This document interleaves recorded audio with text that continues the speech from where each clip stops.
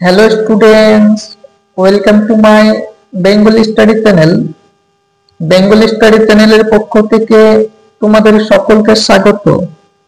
প্রিয় 2026 সালের উচ্চ মাধ্যমিক 4th সেমিস্টার শিক্ষার্থী বন্ধুরা, আজকের অনলাইন ক্লাসে আমি তোমাদের জন্য উচ্চ মাধ্যমিক বাংলা হারুন সালেমের মাসি গল্প থেকে দুটি গুরুত্বপূর্ণ ইম্পর্টেন্ট 5 মার্কের প্রশ্ন নিয়ে উপস্থিত হয়েছি। এই দুটি প্রশ্ন যদি তোমরা সেমিস্টার শুরুর প্রথম থেকেই ভালো করে স্টাডি নিয়ে পড়াশোনা করো, আমি আশা করি তোমাদের যে upcoming 4th semester final exam পরীক্ষা রয়েছে সেখানে তোমরা হারুন সালেমের মাসি গল্প থেকে একটি গুরুত্বপূর্ণ 5 মার্কের প্রশ্ন তোমরা অবশ্যই কমন পেয়ে যাবে। তাই হারুন সালেমের মাসি গল্প থেকে আমি তোমাদের যে যে প্রশ্নগুলি শেয়ার করছি সেগুলো তোমরা একবার হলেও অন্তত চোখ বুলিয়ে যাবে পরীক্ষার আগে, এবং পরীক্ষায় যাওয়ার আগে তোমরা অন্তত একবার দুবার পড়ে যাবে। তাহলে দেখবে তোমরা এখান থেকে একটি 5 মার্কের প্রশ্ন কমন পেয়ে যাবে। এবং তোমাদের আমি শুধুমাত্র যে হারুন সালেমের মাসি গল্প থেকেই 5 মার্কের প্রশ্ন শেয়ার করছি তা নয়, এর পাশাপাশি তোমাদের যে প্রত্যেকটি টপিক চ্যাপ্টার রয়েছে সেই চ্যাপ্টার প্রত্যেকটি প্রশ্নের উত্তরই তোমরা আমার এই চ্যানেলে পেয়ে থাকবে। এবং তোমাদের আমি বাংলা বিষয় বাদেও তোমাদের যে রাষ্ট্রবিজ্ঞান বিষয় রয়েছে সেই বিষয়ের ভিডিও তোমরা আমার চ্যানেলে পেয়ে থাকবে। এবং যারা আর্থিকভাবে দুর্বল, যারা পিছিয়ে পড়া স্টুডেন্ট, যারা টিউশন করতে পারো না, সেই সমস্ত দুস্থ মেধাবী ছাত্রছাত্রীরাও যদি শুধুমাত্র আমার এই চ্যানেলের দেওয়া ভিডিওগুলি তোমরা কন্টিনিউ দেখে পড়াশোনা করো, আমি আশা করি তোমরা অন্যের চাইতে হলো এক ধাপ এগিয়ে থাকবে। তাই আলোচনা শুরু করার পূর্বেই তোমরা যারা নতুন আমার এই চ্যানেলের ভিডিও দেখছো তারা অবশ্যই আমার এই চ্যানেলটিকে সাবস্ক্রাইব করবে এবং পাশে থাকা বেল আইকন বেলটি প্রেস করে অল নোটিফিকেশন অন করে দেবে, যাতে করে আমার ভিডিও ছাড়ার সঙ্গে সঙ্গে সবার আগে তোমাদের কাছে পৌঁছে যায়। তাই আলোচনা দীর্ঘায়িত না করে চলো আমরা ফিরে যাই আজকের মূল আলোচনায়। দেখো, আজ আমি তোমাদের জন্য হারুন সালেমের মাসি থেকে যে 1 নম্বর প্রশ্নটি রেখেছি সেটি হলো, হারুন সালেমের মাসি গল্প অবলম্বনে গৌরবী চরিত্রটি আলোচনা করো। গৌরবী চরিত্রটি তোমাদের খুবই গুরুত্বপূর্ণ প্রশ্ন, তোমরা ভালো করে দেখে রাখবে। চলো উত্তরটি আমরা দেখে নিই। আধুনিক যুগের স্বনামধন্য লেখিকা মহাশ্বেতা দেবী রচিত অন্নদায়িনী ও অন্যান্য গল্প নামক গল্প সংকলনের অন্তর্ভুক্ত হারুন সালেমের মাসি গল্পের প্রধান চরিত্র হলো গৌরবী। এবারে তোমরা পয়েন্ট করবে চরিত্র বিচার। গল্প ঘটনা পর্যালোচনা করে আমরা গৌরবী চরিত্রের যে সকল বৈশিষ্ট্যের পরিচয় লাভ করি সেগুলি ক্রমান্বয়ে নিয়ে নিম্নে আলোচিত হলো। এবারে তোমরা পয়েন্ট করবে শারীরিক প্রতিবন্ধকতা। হতদরিদ্র হিন্দু বিধবা গৌরবী জন্ম থেকেই প্রতিবন্ধী। গল্পে জানা যায় গৌরবীর একখানা পা জন্ম থেকেই ক্ষত, গোড়ালি আর পাতা বাঁকা, আঙুলগুলো পেছনে বাঁকানো। তার এই প্রতিবন্ধকতার জন্য গৌরবী দ্রুত হাঁটতে পারে না।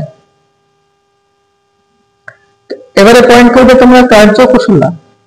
নিজের অসহায়তার জন্য নিয়তিকেই দায়ী না করে গৌরবী পরিশ্রমের পথ বেছে নিয়েছে।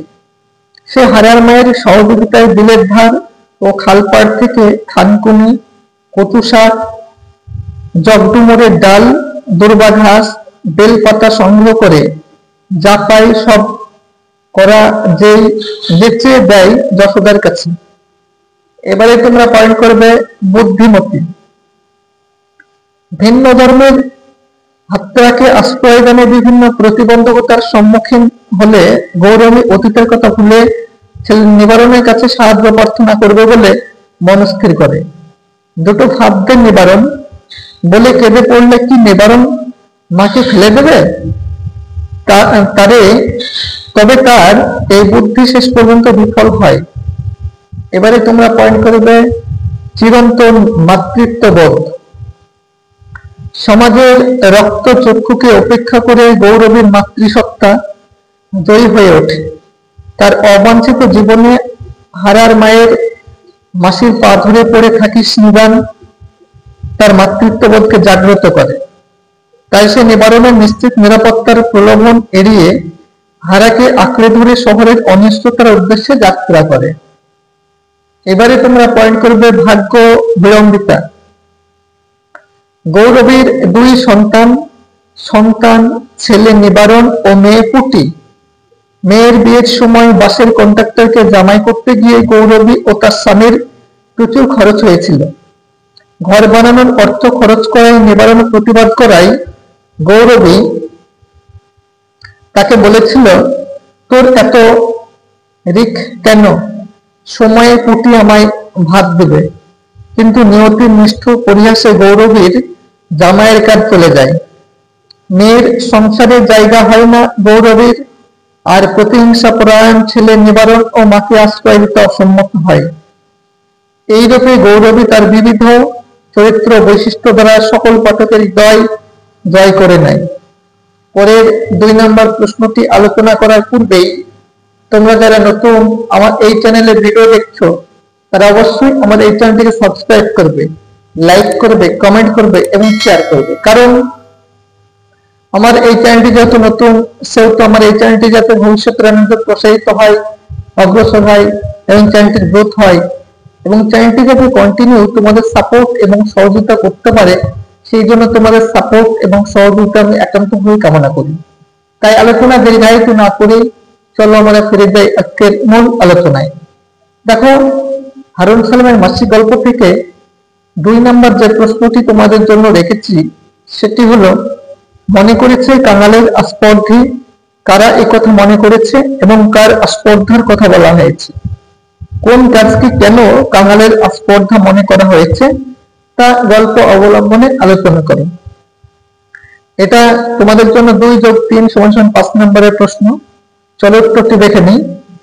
আধুনিক যুগের স্বনামধন্য লেখিকা মহাশ্বেতা দেবী রচিত অন্য ডাইনি ও অন্যান্য গল্প নামক গল্প সংকলনের অন্তর্ভুক্ত হারুন সালামের মাসিক গল্প থেকে প্রশ্নোক্ত তাৎপর্যপূর্ণ অংশটি চয়ন করা হয়েছে। এবারে তোমরা পয়েন্ট করবে উল্লেখ্য ব্যক্তিবর্গ ও উদ্দিষ্ট ব্যক্তি। আলোচ্য গল্পে হারাদের সমাজের মানুষেরা, প্রতিবেশীরা কাঙালের অপরাধী মনোভাবের অধিকারী। হারার বাবা ছিল একজন নামকরা ঘরামি। উদ্ধৃত অংশে তার আস্পর্ধার কথাই উল্লেখিত হয়েছে। এবারে তোমরা পয়েন্ট করবে স্পর্ধিত কাজের স্বরূপ। নিম্নবিত্ত শ্রেণীর মানুষের দুঃসহ জীবন যন্ত্রণার চিত্র লেখিকা সমগ্র গল্প ঘটনায় অনবদ্য দক্ষতায় চিত্রিত করেছেন। আমরা দেখতে পাই কিভাবে সাধারণ মানুষ দুবেলা দুমুঠো অন্যের সমর্থনের জন্য প্রাণপাত করে। তারা নিজেদের শখ শৌখিনতা বিসর্জন দিতে বাধ্য হয় জীবন রক্ষার প্রয়োজনে। এরকম সমাজের প্রতিনিধি হিসাবে আমরা পাই হারার পরিবারটি। হারার বাবা ছিল একজন নামকরা ঘরামি। স্বভাবতই সে তার পরিবারের জন্য নিজের সমস্ত দক্ষতাকে পাথেয় করে গড়ে তুলতে চেয়েছিল, তাদের স্বপ্নের অমরাবতী। যেহেতু যে ঘরামি ছিল তাই খুব উঁচু ও মজবুত করে বানিয়েছিল ঘরটিকে। কিন্তু হারার বাবার এই ঘর বানানো তার সমাজের মানুষ তথা প্রতিবেশীরা ভালোভাবে নেয়নি। গৌরবের ভাবনায় সমাজের সেই প্রতিচ্ছবিরই পরিচয় পাওয়া যায়। তোমার ছেলে বিবির ভিখিরির দশা, তুমি সামান্য ঘরামি, তুমি পালাবাবুদের চেয়ে উঁচু ঘর তোলো কেন? আর তাই মাদুর মুড়ে হাতরার বাবাকে উঠনসই করবার পর তার সমাজের লোকেরাই মাটিতে থুতু ফেলে বলেছিল 35। ঘর তুলেছিল যেমন কোঠাবাড়ি। হারার বাবার এই অবিবেচকের মত ঘর তোলাকেই কাঙালের আস্পর্ধী বলে অভিহিত করা হয়েছে। এই যে 2টি গুরুত্বপূর্ণ ইম্পর্টেন্ট প্রশ্ন তোমাদের আমি হারুন সালামের মাসিক গল্প থেকে শেয়ার করলাম, এই 2টি প্রশ্ন তোমরা এখন থেকে ভালো করে স্টাডি নিয়ে পড়াশোনা করো। আমি আশা করি তোমরা এখান থেকে একটি প্রশ্ন অনায়াসে কমন পেয়ে যাবে। তাই এইরকম নিত্য নতুন ভিডিও পেতে তোমরা অবশ্যই আমার এই চ্যানেলটিকে সাবস্ক্রাইব করবে, লাইক করবে, কমেন্ট করবে এবং চ্যানেলটি বন্ধু বান্ধবদের মধ্যে শেয়ার করো।